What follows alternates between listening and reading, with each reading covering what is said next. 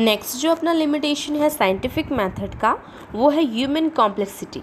क्योंकि जैसे अपने फर्स्ट पॉइंट में देखा था कि जो डिफरेंट ह्यूमन बींग्स होते हैं उनके साथ एथिकल मोरल प्रॉब्लम क्यों होती है, क्योंकि हर एक टेस्ट का, हर एक चीज़ का रिएक्शंस जो होता है वो वेरी करता है या फिर डिफरेंट होता है सारे ह्यूमन बींग्स में। तो ह्यूमन कॉम्प्लेक्सिटी ऐसा क्यों बोला गया है, क्योंकि इतने सारे एनाटॉमिकल स्ट्रक्चर्स हैं, फंक्शंस हैं, फिजियोलॉजीज़ हैं पूरे ह्यूमन बॉडीज़ में। तो सबकी जो फिजियोलॉजी है वो थोड़ी बहुत कहीं ना कहीं केमिकल कंपोजिशन में डिफ़र करती है ना, सबकी डिफरेंट होती है।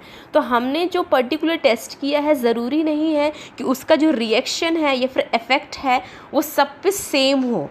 किसी पे 70% इफ़ेक्टिव होगा, किसी पे 60%, किसी पे 100% भी हो सकता है, किसी पे हो सकता है बिलो 50 रहे, किसी पे 20% रहे। तो एक ही चीज़ का अलग अलग ह्यूमन बीइंग में अलग अलग इफ़ेक्ट होता है, इसलिए जो डेटा होता है वो हमको अलग अलग मिलता है। ठीक, आप ये नहीं कह सकते हो कि सेम इफ़ेक्ट किसी भी टेस्ट का किसी भी ह्यूमन बीइंग पे होगा। ज़रूरी नहीं है कि 100 लोगों पे आपने जो रिसर्च किया और फाइंडिंग आई है वही सेम फाइंडिंग आपको कहीं और जब आप रिसर्च करोगे तो अप्लाई करोगे उसको तो वही फाइंडिंग आएगी, क्योंकि ह्यूमन बीइंग की जो बॉडी होती है वो डिफ़र करती है केमिकल कंपोजिशन में लिटिल बिट। ठीक है, सबका जो जेनेटिक मेकअप होता है वो कुछ ना कुछ डिफरेंस में होता है, यानी कि सबके अंदर का जो केमिकल है, डीएनए में जो केमिकल है, जेनेटिक मेकअप में जो केमिकल हैं वो डिफ़र करते हैं। और उनकी वजह से जो कुछ भी हम किसी भी ह्यूमन बीइंग को केमिकल देते हैं, कोई भी टेस्ट करते हैं, तो उनके जो रिएक्शंस होते हैं वो हमेशा अलग होते हैं। तो अगर आप कोई भी एक्सपेरिमेंट कर रहे हो ह्यूमन बीइंग पे तो हमेशा वो डिफ़र करेगा हर बार। ठीक, सेम डेटा आपको नहीं मिलेगा।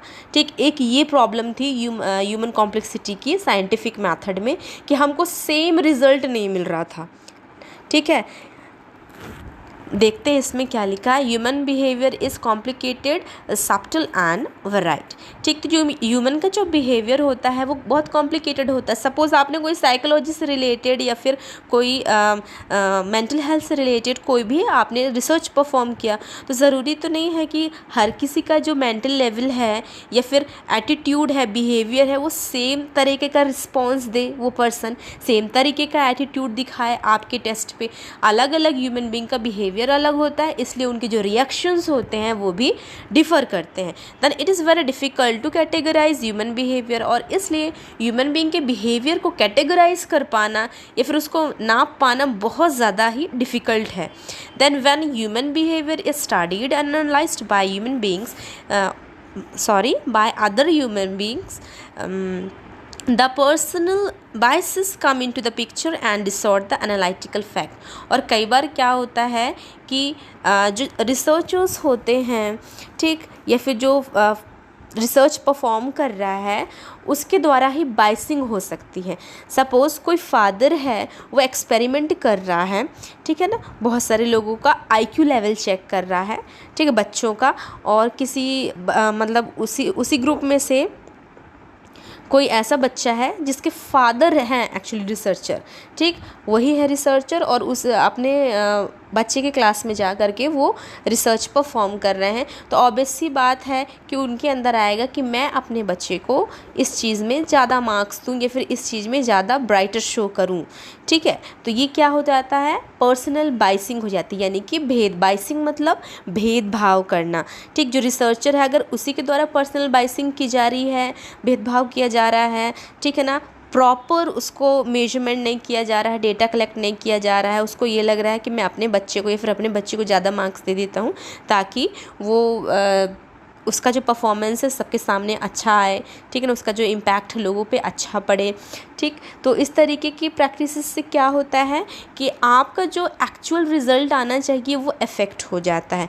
इसलिए जो साइंटिफिक मेथड है उसको हैम्पर करती है ह्यूमन कॉम्प्लेक्सिटी। ठीक, कहीं ना कहीं अपने फैमिली के लिए या फिर अपने ब्लड रिलेशन वालों के लिए हमेशा किसी भी ह्यूमन बीइंग के अंदर एक ज़्यादा बाइसिंग की भावना आ जाती है कि हमको उनका फेवर लेना है कंपेयर्ड टू अदर्स। ठीक, तो इससे क्या होता है, जो रिसर्च का प्रॉपर रिजल्ट आना चाहिए वो अफेक्टेड हो जाता है।